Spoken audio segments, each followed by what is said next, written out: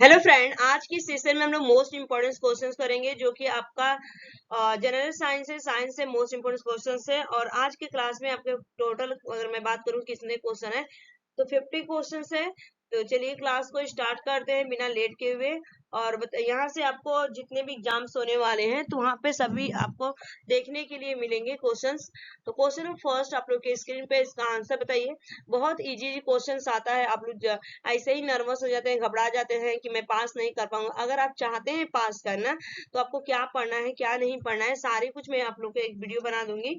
और कैसे आप प्रिपेयर करेंगे एग्जाम के लिए कि 2024 का जो कोई भी एग्जाम देना चाहता है उसको अच्छे से क्वालिफाई कर ले। बहुत कम टाइम में 21 दिन का प्रोसेस रहेगा जिसमें मैं एकदम आसानी से आपको बताऊंगी। मेरा एक्सपीरियंस है कि मैं भी बहुत सारे एग्जाम्स क्वालिफाई की हूँ, मैं भी एक गवर्नमेंट टीचर रह चुकी हूँ, ठीक है। और थी इसलिए मैं आप लोगों को मुझे पता है। तो चलिए क्लास में बने रहते हैं। काला सोना किसे कहा जाता है? पूछा गया यहाँ पे कि काला सोना किसे कहा जाता है। What is the black gold called? ठीक है, तो चार ऑप्शन दिए गए हैं तो राइट आंसर क्या होगा? पेट्रोलियम को आपको कहा जाता है काला सोना, तो राइट आंसर यहाँ पे बी इज द बिल्कुल करेक्ट आंसर होगा। पेट्रोलियम को काला सोना के नाम से जाना जाता है, ठीक है। नेक्स्ट क्वेश्चन, नीली क्रांति का संबंध किस उत्पादन से है? Blue revolution is related to the production of. पूछा गया है कि जो नीली क्रांति का संबंध किससे है कि किसके उत्पादन से है? तो राइट आंसर इस क्वेश्चन का यहाँ पे हो जाएगा मछली से है। B is the correct answer होगा। ब्लू रिवोल्यूशन के नाम से जाना जाता है फिश को, तो B is the right answer इस क्वेश्चन का। नेक्स्ट क्वेश्चन पर मूव करेंगे।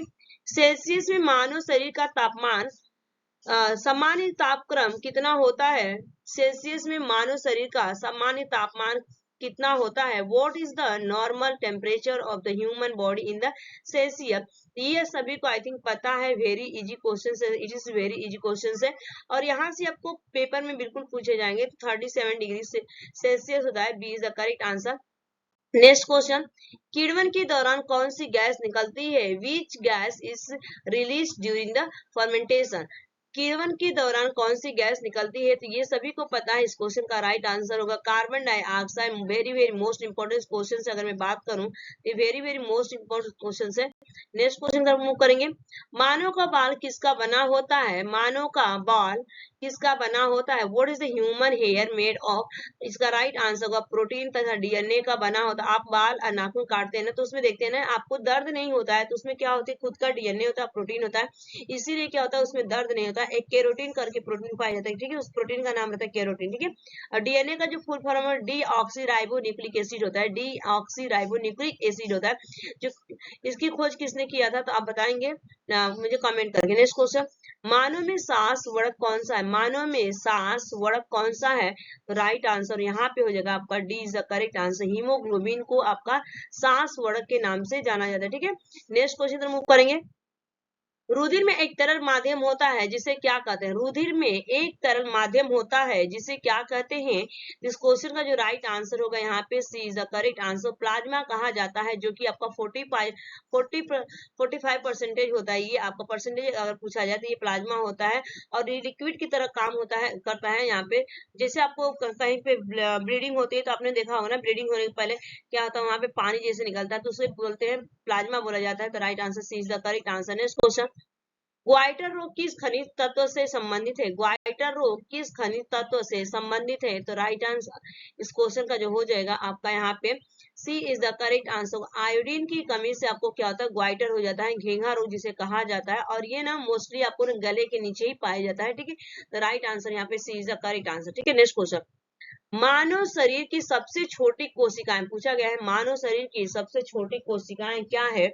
इस क्वेश्चन का आप लोग राइट आंसर बताइए कि मानव शरीर की सबसे छोटी कोशिकाएं। तो आपका राइट आंसर होगा शुक्राणु कोशिकाएं होती है, शुक्राणु कोशिकाएं। सी इज द करेक्ट आंसर होगा शुक्राणु। नेक्स्ट क्वेश्चन, मानव शरीर में निम्नलिखित में से कौन सी ग्रंथि अंकपित रस का स्रावन करती है?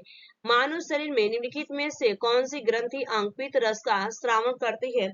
इस क्वेश्चन का जो राइट आंसर होगा बी जो होती है आपका यहाँ पे आपका स्रावन करती है पीठ, ठीक है, यकृत। B is the correct answer, यकृत। नेक्स्ट क्वेश्चन, किस देश को अपनी पहली महिला प्रधानमंत्री मिली? किस देश को अपनी पहली महिला प्रधानमंत्री मिली? द राइट आंसर इस क्वेश्चन का हो जाएगा यहाँ पे C is the correct answer, Sri Lanka, ठीक है, Sri Lanka is the correct answer हो जाएगा। नेक्स्ट क्वेश्चन, टीबिया टीबिया नमक हड्डी किस में पाई जाती है, टिबिया नामक हड्डी किस में पाई जाती है, तो इसका राइट आंसर हो जाएगा, आप लोग बताइए।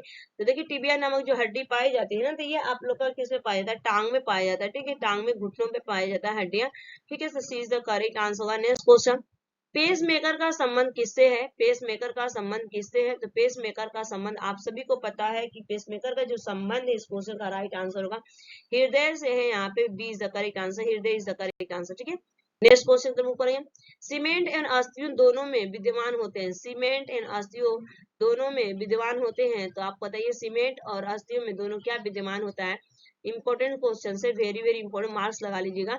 राइट आंसर होगा कैल्शियम, उसमें क्या होता है आपका, सीमेंट में भी पाया जाता है और अस्थियों में, हड्डियों में भी पाई जाती है, तो ये is the correct answer. Next question, किस पौधे में बीज होता है लेकिन फल नहीं होता, ठीक है, किस पौधे में बीज होता है लेकिन फल नहीं होता है, तो राइट आंसर होगा इस क्वेश्चन का यहाँ पे साइकस जो होता है, एक तरह से बीज होता है लेकिन ये फल नहीं होता है, तो right answer B is the correct answer. Next question, litmus प्राप्त होता है, पूछा गया है कि लिटमस किससे प्राप्त होता है, वेरी वेरी इंपॉर्टेंट क्वेश्चन से स्टार मार दीजिए इसको। जो लिटमस आपका प्राप्त होता है, इस क्वेश्चन का राइट आंसर होगा लाइकेन से प्राप्त होता है, किससे होता है ये आपका lichens, D is the correct answer होगा, ठीक है। नेक्स्ट क्वेश्चन, माइटोकांड्रिया किसमें अनुपस्थित होता है, पूछा गया है कि माइटोकांड्रिया किसमें अनुपस्थित होता है, इस क्वेश्चन का जो राइट आंसर होगा B is the correct answer होगा। जो माइटोकांड्रिया होता है आपका अनुपस्थित किसमें होता है, जीवाणु में, ठीक है, बैक्टीरिया में जो होती है आपकी माइटोकांड्रिया क्या होती है, नहीं पाई जाती है, तो B is the right answer होगा। नेक्स्ट क्वेश्चन कर मूव करेंगे हम। नेक्स्ट क्वेश्चन आ चुका है आप लोग के स्क्रीन पे, यहाँ पे पूछा है कि सोयाबीन में प्रोटीन का प्रतिशत कितना होता है, तो सभी को पता है कि प्रोटीन सबसे ज्यादा आपको किस में पाई जाती है, सोयाबीन में, तो यहाँ पे 75% दिया गया है, 75% क्या होता है, सोयाबीन में आपका प्रोटीन पाया जाता है, तो ए इज द करेक्ट आंसर होगा। नेक्स्ट क्वेश्चन, कृत्रिम फाइबर बनाने के लिए किसका उपयोग किया जाता है, कृत्रिम फाइबर बनाने के लिए किसका उपयोग किया जाता है, तो इस क्वेश्चन का जो राइट आंसर होगा, अगर मैं बोलूं यहाँ पे राइट आंसर NaOH, ये आपका फॉर्मूला है, किसका फॉर्मूला है, सोडियम लिख दे रही हूँ यहाँ पे, सोडियम, ठीक है, सोडियम, सोडियम हाइड्रोक्साइड, ठीक है, हाइड्रोक्साइड,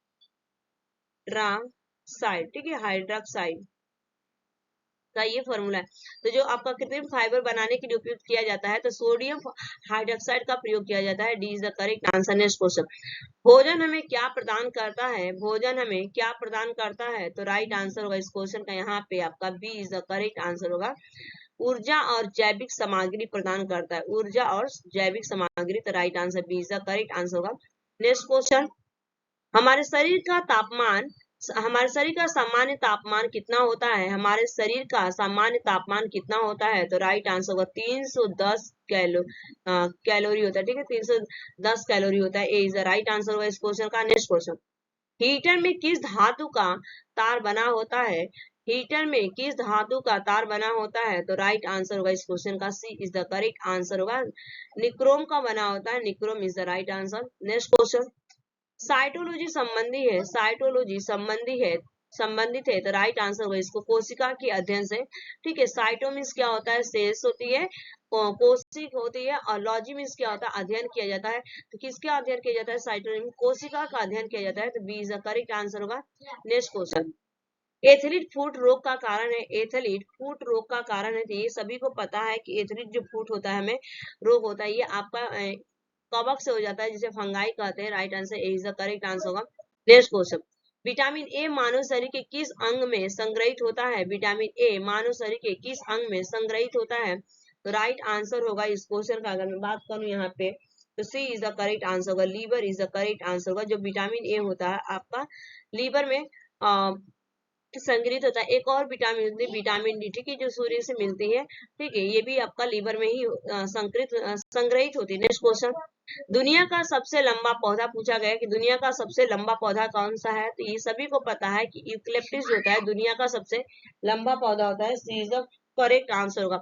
उसके बाद चलेंगे नेक्स्ट क्वेश्चन, विकास के सिद्धांत का जनक किसे कहा जाता है, विकास के सिद्धांत का जनक किसे कहा जाता है, तो राइट आंसर होगा इसका B is the correct answer, Darwin को कहा जाता है, राइट आंसर क्या होगा बी, ठीक है, डार्विन को कहा जाता है विकास का जनक कहा जाता है। नेक्स्ट क्वेश्चन, वर्मी कंपोस्ट किससे उत्पन्न होता है? What is the vermi compost produce from? पूछा गया है कि वर्मी कंपोस्ट किससे उत्पन्न होता है, तो राइट आंसर होगा इस क्वेश्चन का यहाँ पे ए इज द करेक्ट आंसर होगा। केचुए से आपका उत्पन्न होता है। केवल मैंने आपका 10 मिनट लिया और 10 मिनट में आपको 50 क्वेश्चंस मैंने यहाँ पे करवा दी हूँ आज के सेशन में। तो ये आपका एक 50 क्वेश्चन बहुत ही बहुत बड़ी बात होती है कि 10 मिनट में मैंने आप लोगों को करवा दिया। Thanks for watching this video. Bye bye, take care, have a nice day.